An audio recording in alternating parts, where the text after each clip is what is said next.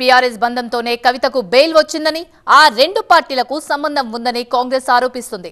అయితే కాంగ్రెస్ వ్యాఖ్యలకు కౌంటర్ ఇచ్చారు బీజేపీ ఎంపీ బండి సంజయ్. కాంగ్రెస్ తోనే బీఆర్ఎస్ కు లింకులున్నాయంటూ ఉదాహరణతో సహా వివరించారు. ఇవాళ కవితకి లభించిన బెయిల్ ద్వారా అర్థమైంది ఏంటంటే బీజేపీలో బీఆర్ఎస్ పార్టీ విలీనమైనటువంటి ప్రక్రియ మొదలైంది. ఇది బాహటంగా వాళ్ళు ఇప్పుడు ఒకటై ముందుకు వెళ్ళాలని నిర్ణయించుకున్న దరిమిలానే ఈ బెయిల్ వచ్చింది.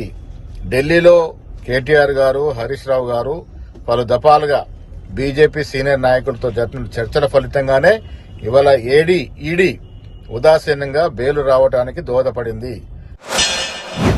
మరి బీఆర్ఎస్ కు కాంగ్రెస్ కు సంబంధం లేనప్పుడు మరి 38 మంది శాసన సభ్యులు ఉన్నటువంటి బీఆర్ఎస్ పార్టీ రాజ్యసభ ఎన్నికల్లో ఎందుకు నామినేషన్ వేయలే? ఎవరి కోసం నామినేషన్ వేయలే? కవితక్క తరపున వాదించింది కాబట్టే, ఇద్దరి మధ్య అంతరంగిక ఒప్పందం జరిగింది కాబట్టే బీఆర్ఎస్ పార్టీ రాజ్యసభ ఎన్నికల్లో పోటీ చేయలే. ఇప్పుడు ఏ పార్టీ ఒకటనా? అంటే కేసీఆర్ కూడా అమెరికా పోతే కూడా మనకే సంబంధం అట, కేసీఆర్ కూడా పాకిస్తాన్ పోతే మనకే సంబంధం అట. అయిపోయిన తర్వాత అమెరికా పోయి చర్చలు జరుపుతామట. నేను చెప్పిన కాంగ్రెస్ బీఆర్ఎస్ మాట ముచ్చట అయిపోయింది. పెళ్లి ముందు మాట ముచ్చట అయితే కదా, మాట ముచ్చట అయిపోయింది. మన బెయిల్ వచ్చినాక పెళ్లి చూపులు కూడా అయిపోయినాయి. ఇప్పుడు అమెరికాలో అప్పగింతలు అయితే ఇప్పుడు